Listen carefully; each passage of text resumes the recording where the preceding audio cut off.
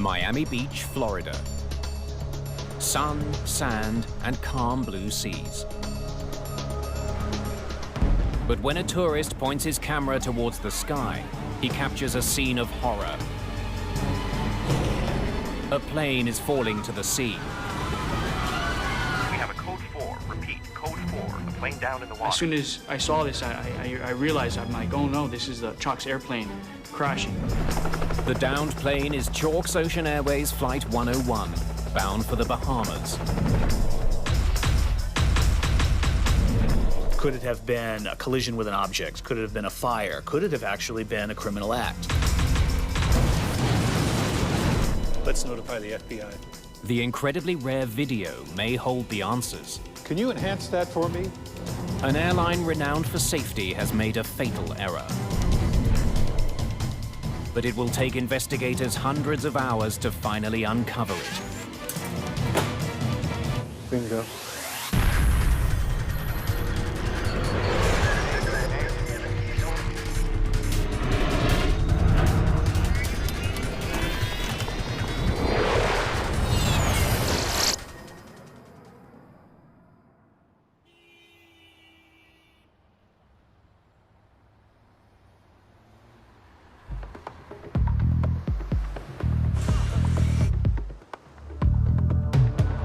The Port of Miami, December the 19th, 2005. Giant freighters and ocean-going cruise ships are a common sight. But there's another, much smaller craft that's often seen in this port. Chalk's Ocean Airways flies seaplanes in and out of this busy waterway. Today, Flight 101 from Fort Lauderdale is making a brief stopover here on its way to the Bahamas. Feather propellers. Check. Shut down engine number 1. Shutting down engine number 1. Chalk's flies to 2 regular destinations, both in the Bahamas. Bimini, where Flight 101 is scheduled to land this afternoon, and Paradise Island. Ladies and gentlemen, this is your captain speaking. We're just making a short stopover here in Miami to pick up a couple passengers. We apologize for the delay. We'll be on our way again soon. How many are we picking up? Just 2, but they're VIPs.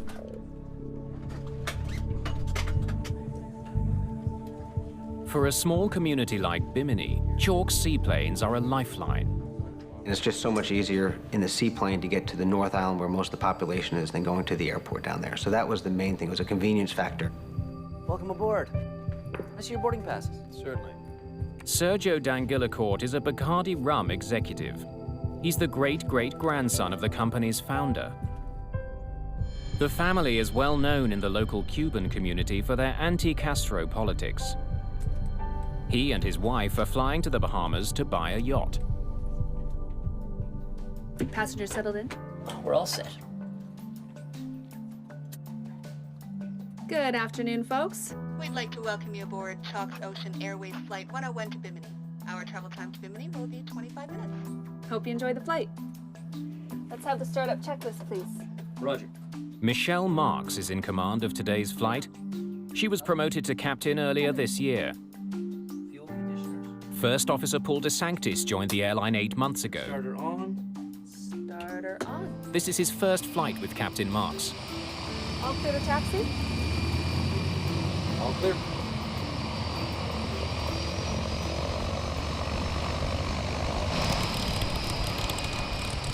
The Grumman Mallard is a twin turboprop design.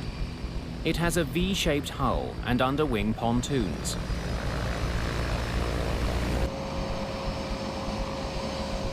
It's designed to carry up to 17 passengers. The plane has retractable landing gear, so it can operate on either land or sea. Gear coming up. Takeoff in the Mallard, depending on the days, it could be a lot of fun or it could be a real challenge. Weight and balance check. We're good. The Miami seaplane base has no control tower. The crew has to keep a lookout for boat traffic as they taxi through one of the busiest ports in the world. Taking off out of Miami in the shipping channel, it's kind of like trying to take off during rush hour traffic. You've got boat traffic, wave traffic, the wind, the airplane to deal with, and everybody's going different speeds, and you're trying to get up and go and navigate around everybody, so it was always a handful. Flight 101 will take off from X-44, a seaplane base near a channel known as Government Cut. Prepare for takeoff. Roger. Ready to take off. Both pilots have their hand on the throttles. It's to prevent the captain from inadvertently pulling back if the plane hits a wave. 45 knots. 50 knots.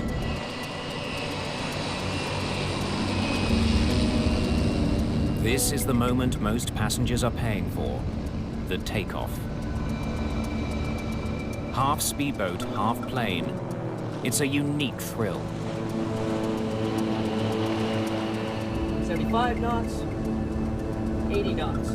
For the pilots, accelerating through the waves is often the most difficult part of the flight. The airplane itself was really hard to fly as far as on the water, getting onto the step, which was what we call getting on plane. And in rough sea conditions and in rough wave conditions, it could be a real challenge.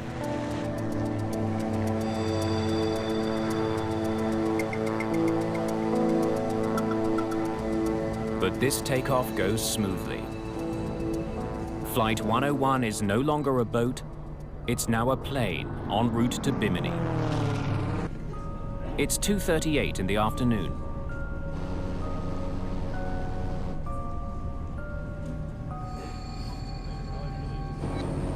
The plane's flight path takes it past South Beach, where sunbathers and surfers are out in force.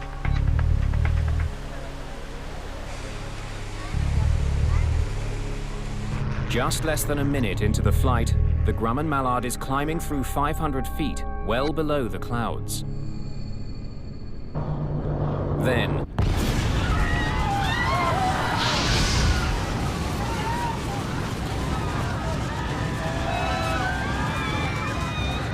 the plane rolls violently and dives. The pilots barely have time to register what's happening. Their struggles are in vain.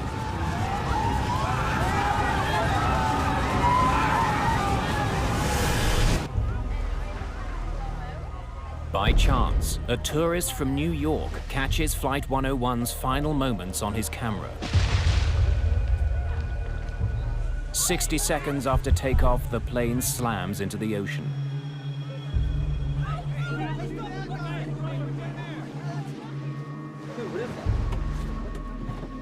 Lucas Bocanegra is a lifeguard stationed on South Beach near the Chalks Ocean Airways sea lane. As soon as I saw this, I realized, I'm like, oh no, this is the Chalks airplane crashing. We have a code 4. Repeat, code 4. A plane down in the water. This is Lucas. We're launching the jet ski. The two lifeguards are the first rescuers to go looking for the plane.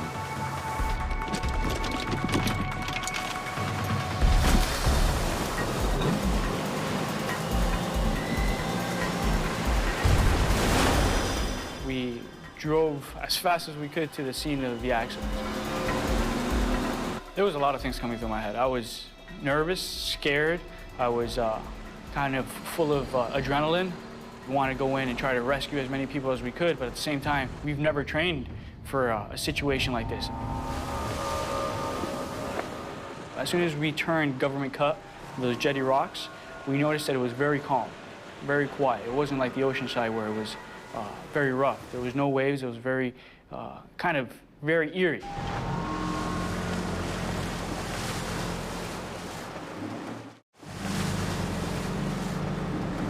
At first, Lucas Bocanegra finds no sign of Flight 101 or any of the passengers. Little by little, we started seeing debris float up onto the surface of the water.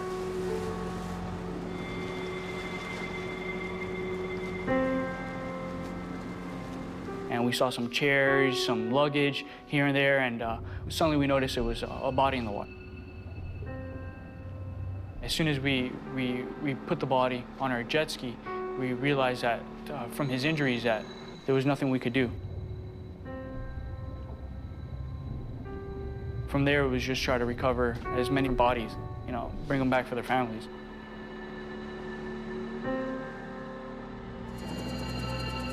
News crews swarmed the beach. Chalk's Flight 101 plummeted into the channel in full view of tourists lining Miami Beach. Even a fraction of a second, the whole plane was engulfed in flames. Black smoke and then an explosion. Pure fire in the sky. It was so surreal, we couldn't believe that we actually witnessed that. Chopper 4 over the wreckage as Miami Beach Coast Guard look for any survivors. But the effort is futile. We retrieved some of the bodies, but we were unable to find anyone that had survived. All 20 people on board are dead, including pilots Paul DeSanctis and Michelle Marks.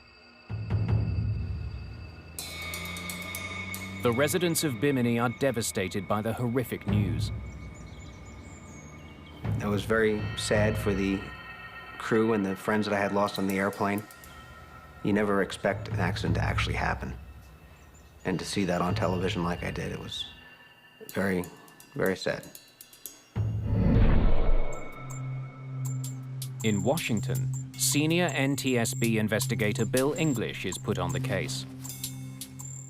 I was just in my office doing some routine paperwork for something else, and the director stuck his head around the corner and said, "Oh, there's been an accident." And I said, "Well, what is it?" And he mentioned a Grumman mallard. So I immediately knew it had to be Chalk's. Within hours, investigators are at the crash site, where 19 bodies have been recovered. One is still missing. I was very familiar with Chalk's Airways. I'm a seaplane-rated pilot myself, and there is the reputation, the legend of Chalk's Airways, the oldest continuously operating airline. Chalk's has a long and rich history.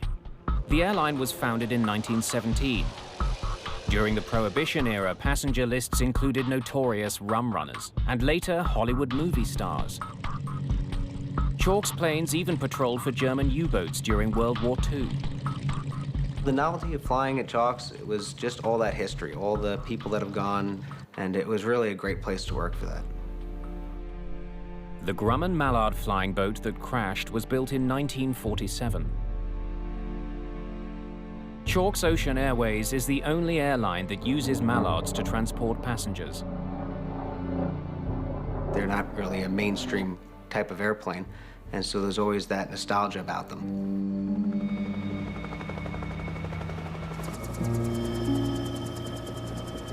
Salvage crews find the plane's black box. Investigators send it to the NTSB in Washington. The box promises to reveal critical information about what the pilots were doing in the seconds leading up to the tragic mid-air disaster.